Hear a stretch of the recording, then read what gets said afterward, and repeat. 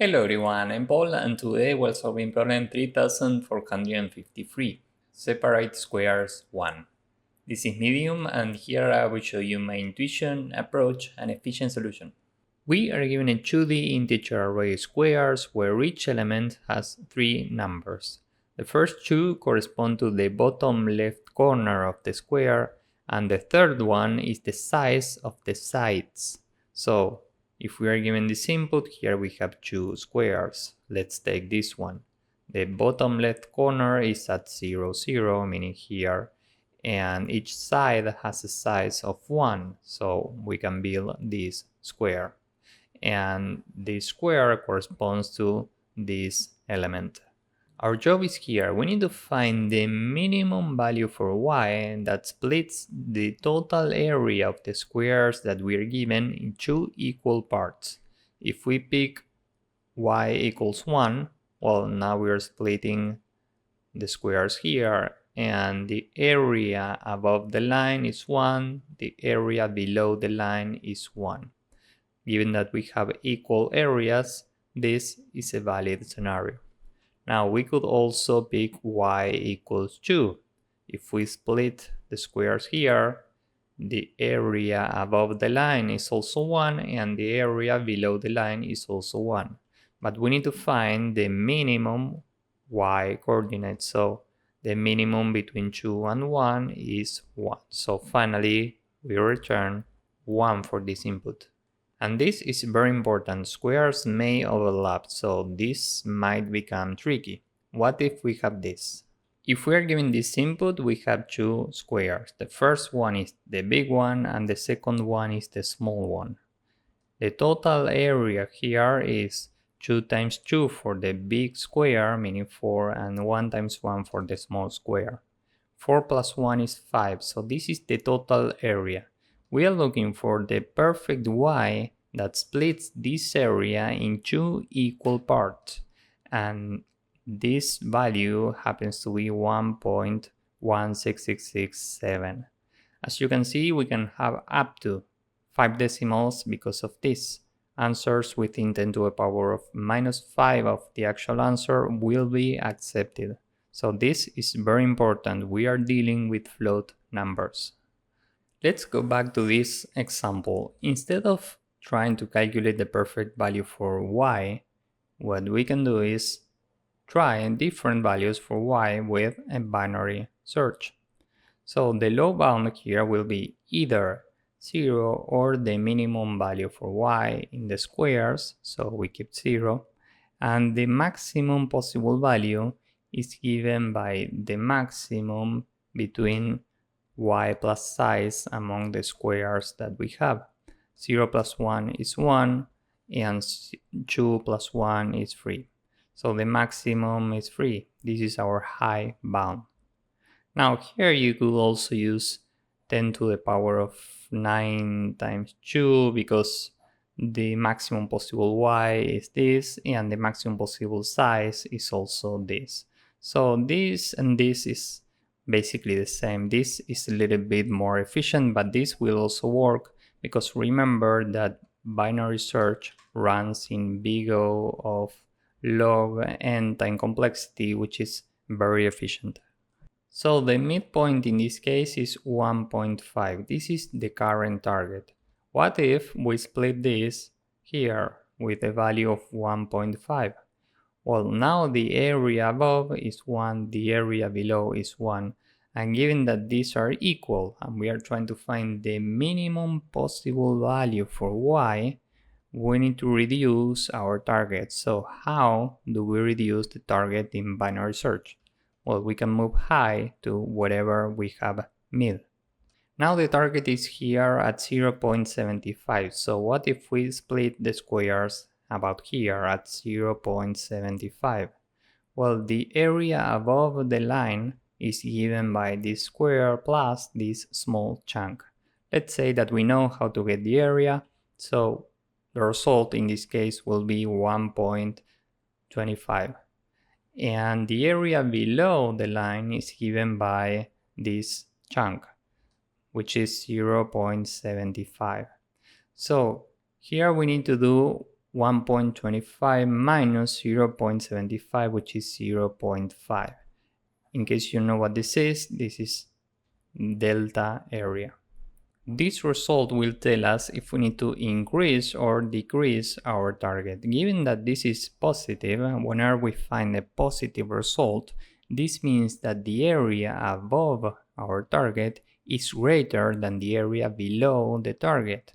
And given that we need equal areas, we need to increase our target. So how do we increase the target in binary search?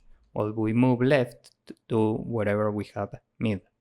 So the new midpoint will be here at 1.125, and now the area above is 1, the area below is 1, so the delta area is 1 minus 1, meaning 0. Given that this is 0 and we are trying to find the minimum possible value for y, we update high to whatever we have mid, and so on. At some point we will try a target of 1, the delta area here will be 0, and this means that this will be our minimum value, so we return this. And there's one final thing that I would like to mention. How do we get the corresponding areas for top and bottom? Well, for this we can use a function which we'll call check.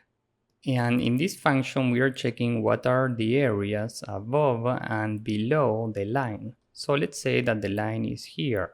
We are splitting these squares here and we are iterating this. So let's say that we are standing at this square, meaning we are here. We need to add this to the area above the line and this to the area below the line. So we will have two variables, top and bottom. And now we are iterating this. So what area do we add to top? Well, we can take the top limit minus the target, so we get this side, times the size of the square, which is this. And remember how we get the area of any rectangle. We do width times height. So we are doing exactly this. We are taking this side times this side. And how do we get the area of this chunk? Well, we can take the target minus the bottom limit. We are taking this side times the size of the square, which is 1. That's how we get this area, and we add this value here. Now let's say that we are iterating this square, meaning we are here. What if the target is greater than the top limit? Here we have an example. Well, we can just take the entire square, the entire area for this square, and add it to bottom. We have the size of each side right here, so we do 1 times 1, which is 1, and we add this to bottom. And the final case is this one. What if the target is below the bottom limit? Well, in this case, we add the entire area of the square to top. So with this in mind, now let's see how to code this up. First, we are building our function check. This takes a target, and the areas for top and bottom are initially 0. Now we can iterate every square, so for x, y, and size in squares, we have a top limit, which is given by y plus size, and the bottom limit of the current square is just y. Remember that this pair xy corresponds to the bottom left corner of the current square. Now, if bottom limit is smaller or equal to target, and target is smaller or equal to top limit, meaning if the target is in between bottom and top, we need to add some area to top and some area to bottom. So top plus equal, and remember that in every rectangle we have two pairs of sides. Regarding the size of the vertical sides, in this case we say top limit minus target times the horizontal size, which is just size. And we need to do the same for bottom. So this is target minus bottom limit. We are adding the vertical size times the horizontal size. And now we say else if the target is smaller than the current bottom limit, we need to add the entire area for the current square to top. So top plus equal size square. Else if the target is greater than top limit, here we need to add the entire area to bottom. So bot plus equal size square. And finally we return top minus bottom. And just to be clear, this is the area's delta. Now we can move to the binary search part. So low is initially infinity and high is initially 0. We are using these values because we want to find the minimum possible y for low and the maximum possible y plus size for high. So for x, y size in squares, low is the minimum between what we already have here and y, and high is the maximum between high and y plus size.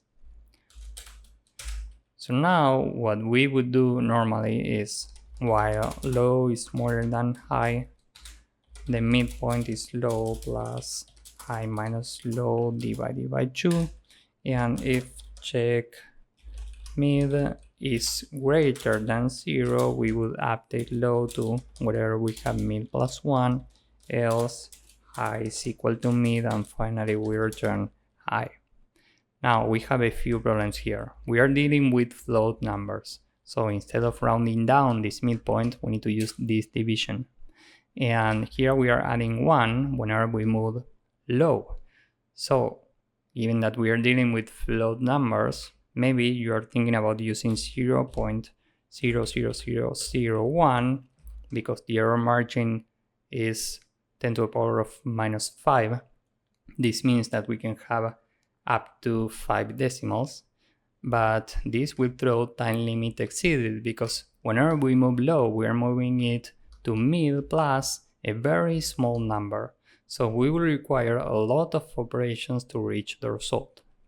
So to fix this, what we can do instead is, while the difference between high and low is greater than the error margin, 10 to the power of minus 5, and this is in the problem description, we say we run our binary search. Here we can just remove this, and whenever we find our error margin, this loop will end and we return high.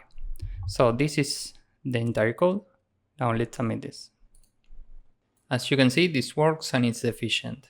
Here the time complexity is big O of n, where n is the amount of squares, plus roughly log of the difference between high and low times n because of this function.